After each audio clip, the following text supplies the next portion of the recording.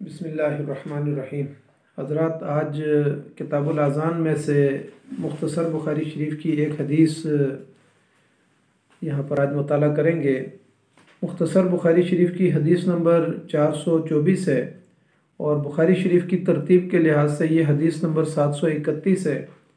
और फ़ी ज़िलालिल हदीस शरह बुखारी शरीफ की तरतीब के लिहाज से ये हदीस नंबर 699 है। इसमें इमाम बुखारी रहमतुल्लाह अलैह ने जो बाब बांधा है वह है सलातुल लैल, यानी नमाज तहज्जुद। इसके बारे में उन्होंने बाब बांधा है कि तहज्जुद की नमाज को बाजमात पढ़ना आया ठीक है या कि नहीं। वफ़ी हाज़ल हदीस मिन रवायत ज़ैद इब्न साबित रज़ियल्लाहु अन्हु ज़ियादतुन अन्नहु क़ाल क़द अरफ़्तुल्लज़ी रअयतु मिन सनीइकुम फ़स्वल्लु अय्युहन्नासु फ़ी बुयूतिकुम फ़इन्ना अफ़ज़लस्सलाति स्वलातुल मर्इ फ़ी बैतिही इल्ला मक्तूबता, रवाहुल बुखारी। हज़रत ज़ैद बिन साबित रज़ियल्लाहु ताला अन्हु से ये हदीस भी मरवी है, अलबत्ता इसमें ये इजाफ़ा है कि आप सल्लल्लाहु अलैहि वसल्लम ने फरमाया, तुम में से तुमने जो किया मैंने उसको देखा और समझा।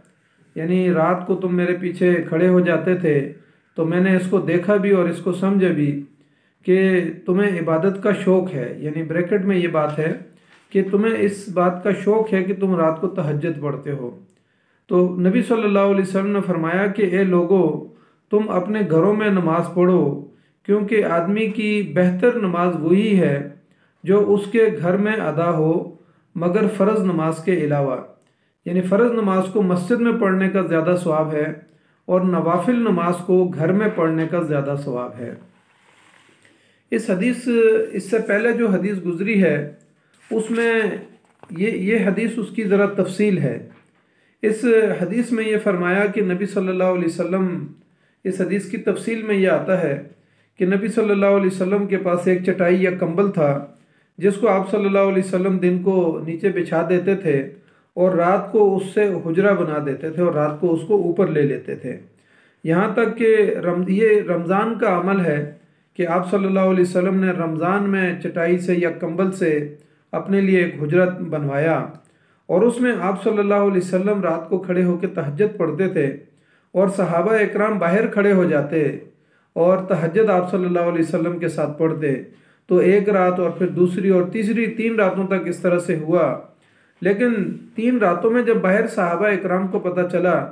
तो सहाबा इकराम की एक बड़ी तादाद जो है वो रात को मस्जिद में इकट्ठी हो गई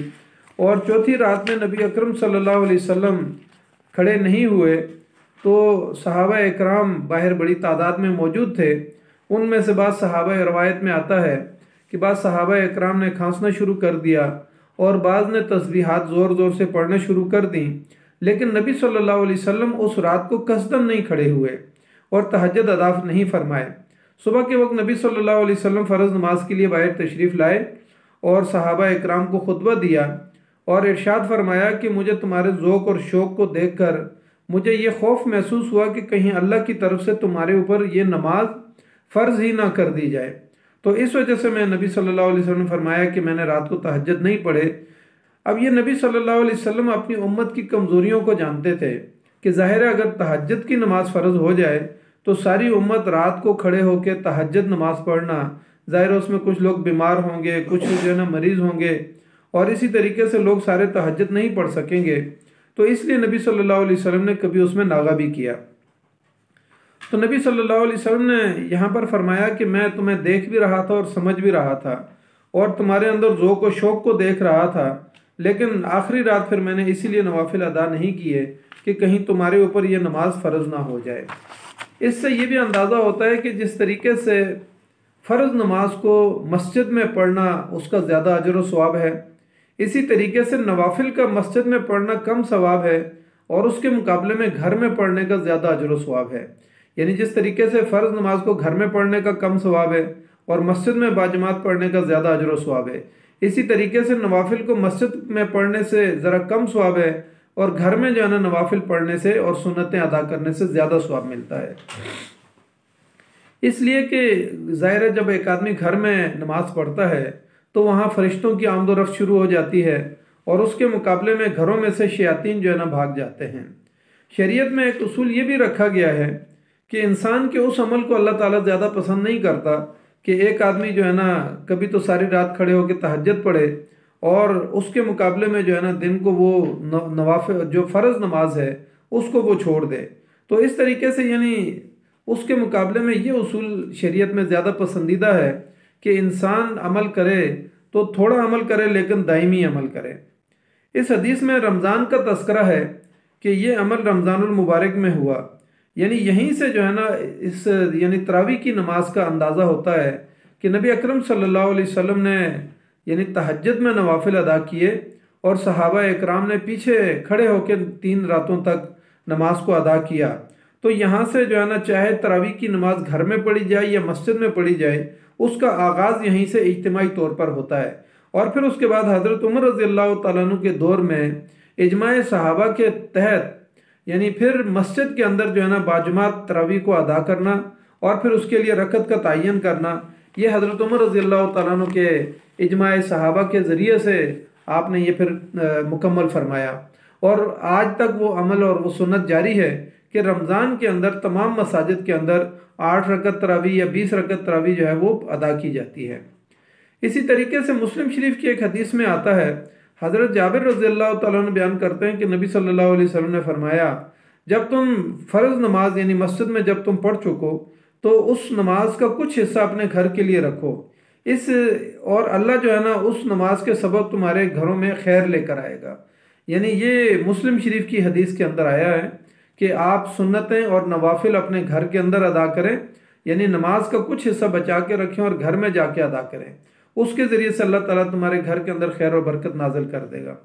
सही बुखारी शरीफ की एक और रवायत में इब्न उमर रज़ियल्लाहु तआला अन्हु ने फरमाया कि नबी सल्लल्लाहु अलैहि वसल्लम ने कहा कि नमाज का कुछ हिस्सा अपने घरों में रखो, यानी कुछ हिस्सा अपने घरों में अदा करो और अपने घरों को कब्रिस्तान ना बनाओ। अब कब्रिस्तान बनाने की 2 सूरतें हैं, एक तो हमारे इलाके के अंदर बाज़ लोगों के घर बहुत बड़े होते हैं और वो कब्रें अपने घर के अंदर बनाना शुरू कर देते हैं, यानी अपने बुज़ुर्गों की कब्रें घरों के अंदर बना देते हैं। या फिर इस रवायत से ये भी साबित होता है कि जिस तरीके से लोग घरों में इबादत नहीं करते तो उसको मुर्दा कब्रिस्तान की तरह करार दिया। तो यहाँ पर यह फरमाया गया कि अपने घरों को जो है ना कब्रिस्तान ना बनाओ, बल्कि अपने घर के अंदर जिक्र अस्कार किया करो, इबादत किया करो, कुरान मजीद की तिलावत किया करो। इसी तरीके से इब्न उमर रज़ियल्लाहु तआला अन्हु फरमाते हैं कि मैंने घर में नमाज के मुतालिक नबी सल्लल्लाहु अलैहि वसल्लम से सवाल किया तो आप सल्लल्लाहु अलैहि वसल्लम ने फरमाया, किसी शख्स का अपने घर में नमाज पढ़ना नूर है, और कहा कि इस नूर के ज़रिए से अपने घर को मुनव्वर करो, यानी घर में नमाज पढ़ना, जिक्र अस्कार करना, नबी सल्लल्लाहु अलैहि वसल्लम पे दुरूद पढ़ना और फिर इसके ज़रिए से कुरान मजीद की तिलावत करना,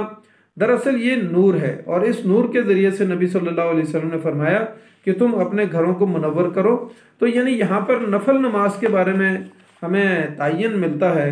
कि इसमें तरगीब ये है कि नफल नमाज को ज़्यादा से ज़्यादा या सुन्नतों को घर में अदा किया जाए। और ये नबी सल्लल्लाहु अलैहि वसल्लम का मामूल था कि वो सुन्नतें और नवाफिल घर में अदा करते थे, जबकि उसके मुकाबले में फ़र्ज़ नमाज नबी सल्लल्लाहु अलैहि वसल्लम और उम्मत मुस्लिमा आज भी मस्जिद में जाके नमाज अदा करती है। तो अल्लाह ताला से हम दुआ करते हैं कि अल्लाह ताला हमें इस हदीस की जो हकीकत है और उसकी रूहानियत है उसको समझने की तौफीक अता फरमाए। जज़ाकल्लाहु खैर। अस्सलामु अलैकुम व रहमतुल्लाहि व बरकातुहू।